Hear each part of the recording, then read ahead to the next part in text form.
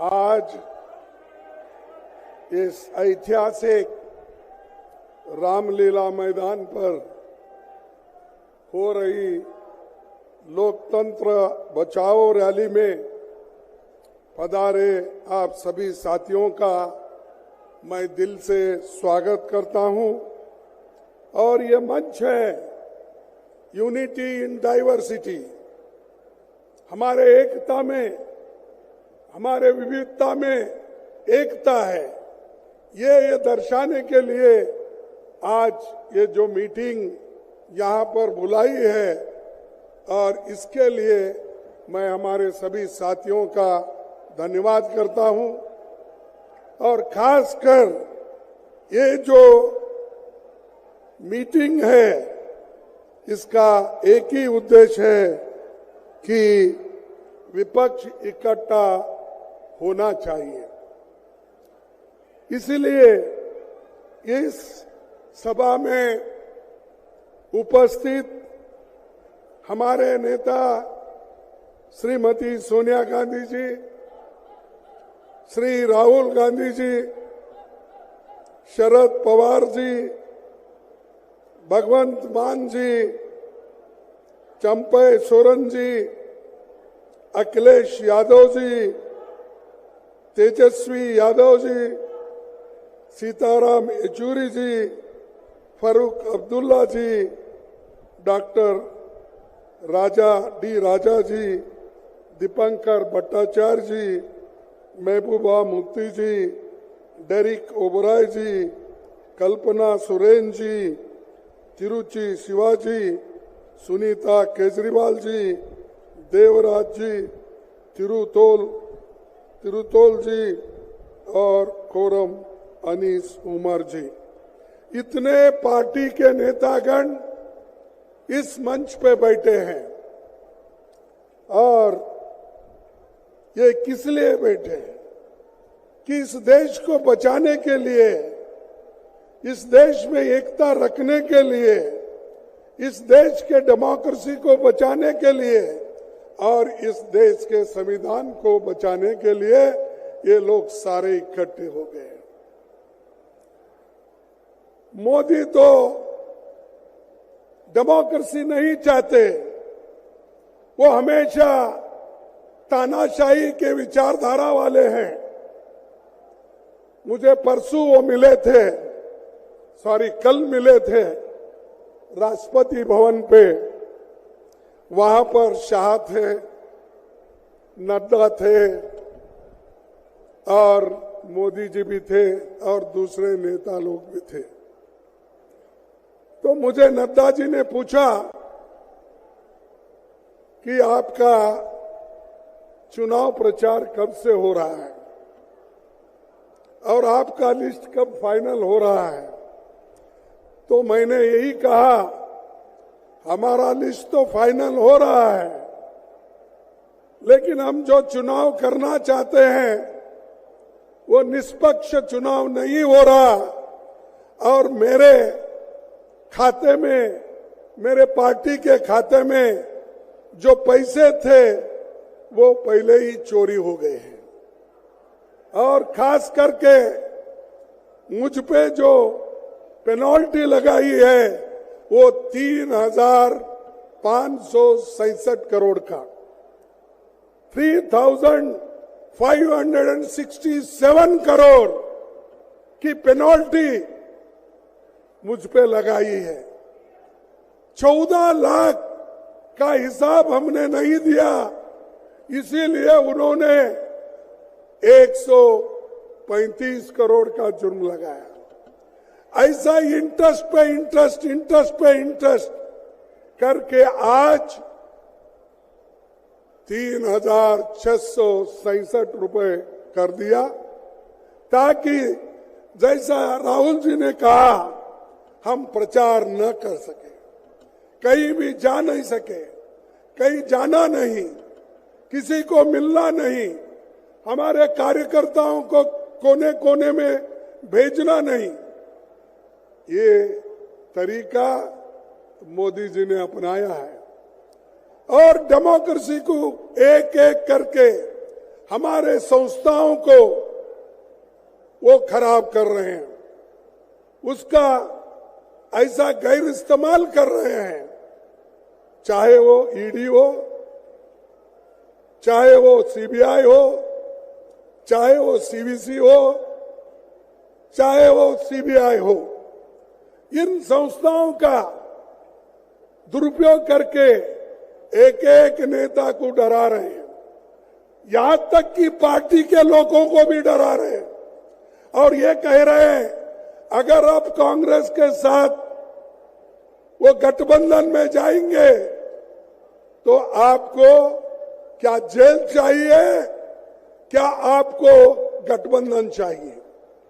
ये मैं दावे के साथ कहता हूं, किन किन नेताओं को उन्होंने डराया, ऐसा ही डरा डरा के बहुत से एमपी खरीदा, एमएलए खरीदा और उन्होंने नए सरकारें बनाई।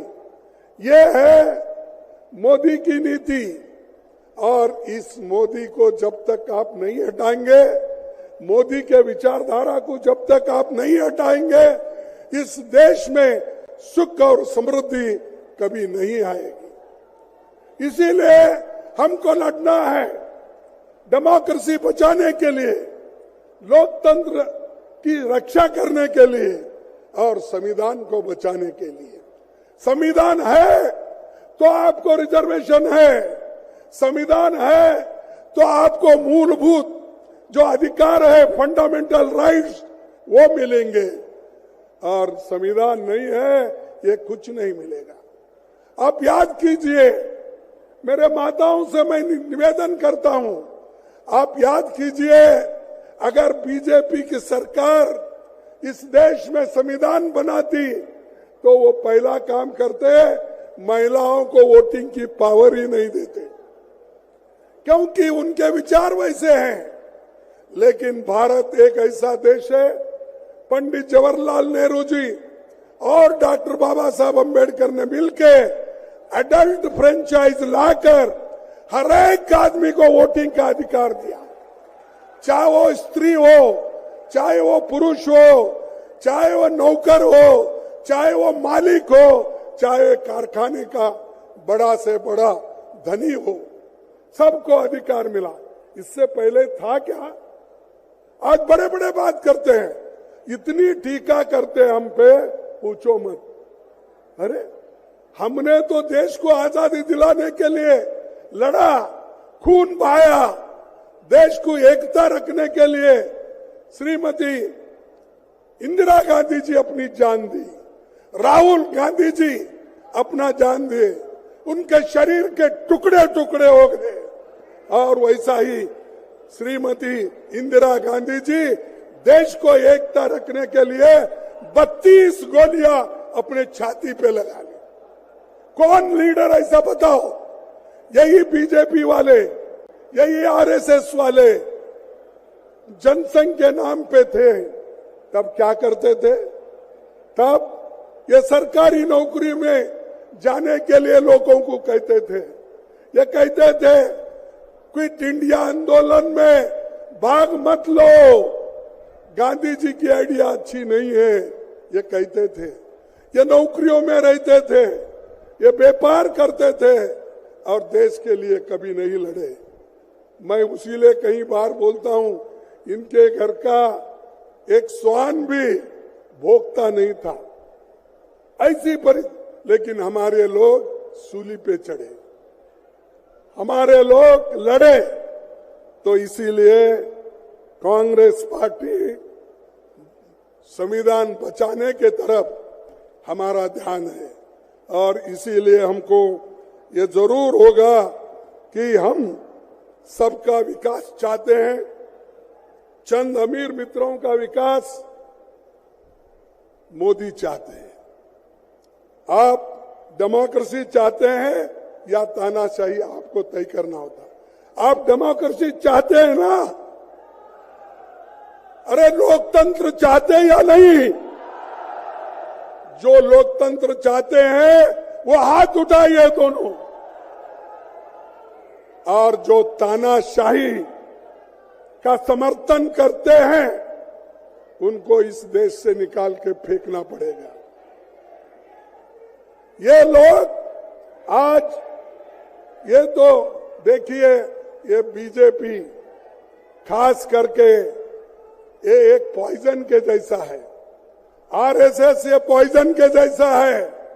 अगर आप चाहते हैं चलो भाई इसको भी हम देख लेंगे थोड़ा चाट के, क्या बोलते हैं आपके इसमें मुझे मालूम नहीं, चाट के, तो चाट के अगर विष को देखेंगे तो भी मरेंगे, विष पिएंगे तो भी मरेंगे। तो वैसा चाट के एक बार देखने के लिए मत जाओ, और एक बार देखे हैं तो मोदी देश को खराब करता है। युवाओं को कोई नौकरी नहीं है, महंगाई बढ़ रही है। इसीलिए मैं एक बात आपके सामने रखना चाहता हूं, और इसमें तो मशहूर हमारे जो पंजाब के चीफ मिनिस्टर गए शायद यहां से, ये वक्त नहीं, ये वक्त नहीं, एक मुकदमा है। ये वक्त नहीं, एक मुकदमा है। या तो गवाही दो या गूंगे हो जाओ, या गवाही दे दो या गूंगे हो जाओ, हमेशा हमेशा के लिए। ये उनका कहना है, या हमारे पास आओ गवाही दो या नहीं तो गूंगे हो जाओ। इसीलिए आज केजरीवाल जी को, आज हेमंत सोरेन जी को अंदर डाल दिया। क्या ऐसा गुनाह था भाई? आप बाद में भी कर सकते थे, उनको बुला के पूछताछ करने के बाद में सजा देते। इलेक्शन के वक्त नोटिफिकेशन हो रहा है, आप उनके ऊपर केस करके अंदर डालते हो। और हेमंत को भी उसी वक्त उसके ऊपर उनका यही कसूर था कि वो गठबंधन के साथ चलना चाहते थे। उनको बुलाया गया, पूछा गया, तब उन्होंने कहा मैं कांग्रेस के साथ रहूंगा, गठबंधन के साथ रहूंगा, मैं आप कितना भी मेरे ऊपर प्रेशर करो, मैं झुकने वाला नहीं है, ये हेमंत ने कहा था। तो इसलिए मोदी जी ने केस बनाया और उनको अंदर डाला। क्या यह लेवल प्लेइंग ग्राउंड है? क्या यह मैदान है?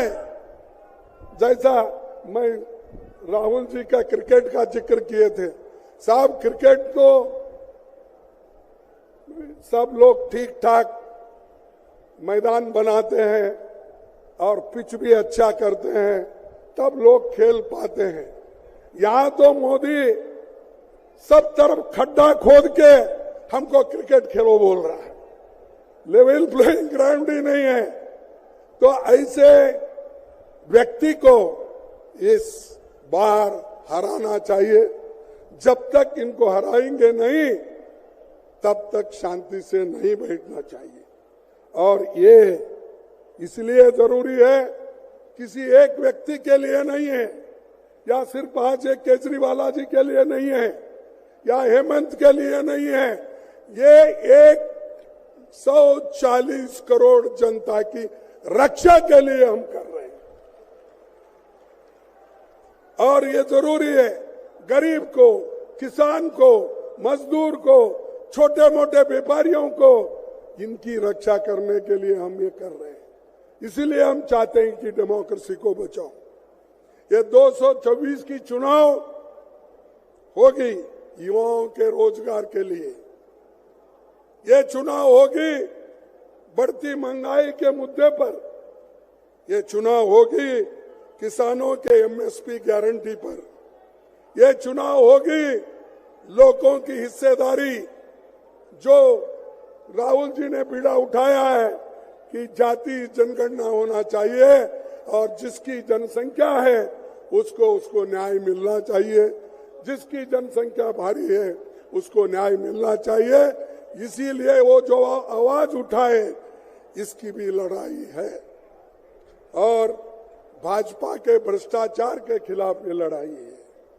और चुनाव देश के संविधान और डेमोक्रेसी को बचाने की है।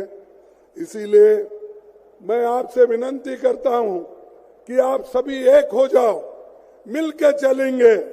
इसीलिए पंजाब के हमारे चीफ मिनिस्टर से भी यही मैं अपेक्षा करता हूं, जब एक होकर हम लड़ेंगे तभी हम कुछ हासिल करेंगे, नहीं तो एक दूसरे को कुचलते रहेंगे, आप कभी आगे नहीं आएंगे। मैं आपसे विनती, पहले हम एक होने का सीखो, एक दूसरे को तोड़ने का मत सोचो। ये हमारा उसूल होना चाहिए, तभी हम कुछ काम कर सकते हैं। और मुझे खुशी है आज हम सब लोग मिलकर काम कर रहे हैं, चाहे हमारे कुछ भी मतभेद हो।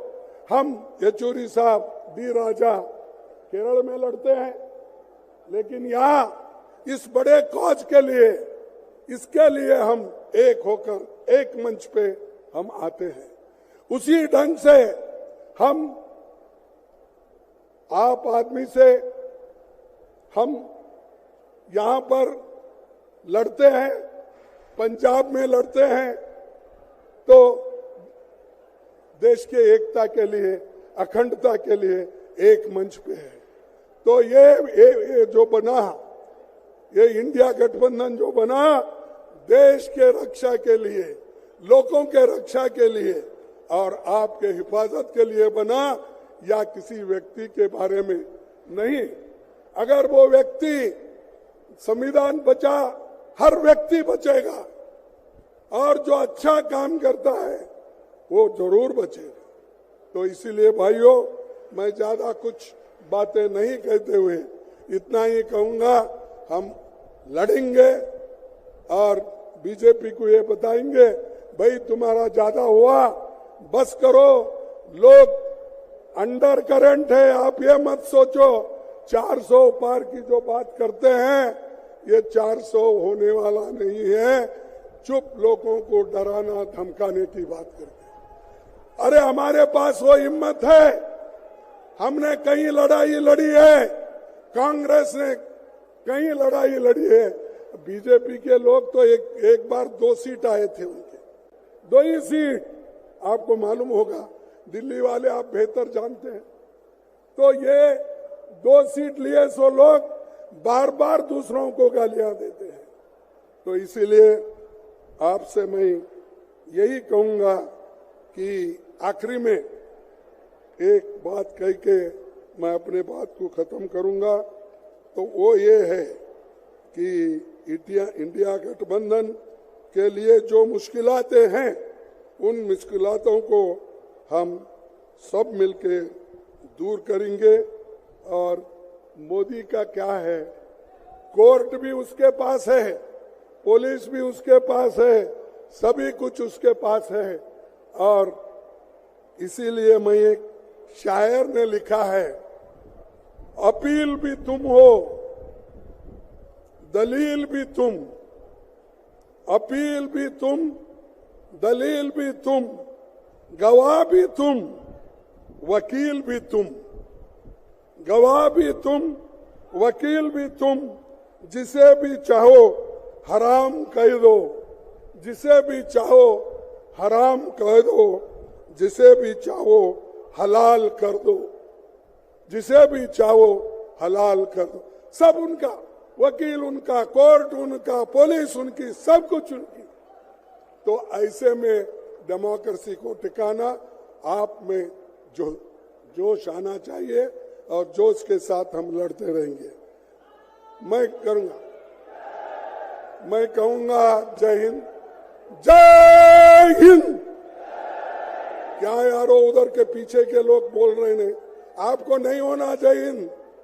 जय हिंद, जय हिंद, जय हिंद। सबको धन्यवाद, नमस्कार।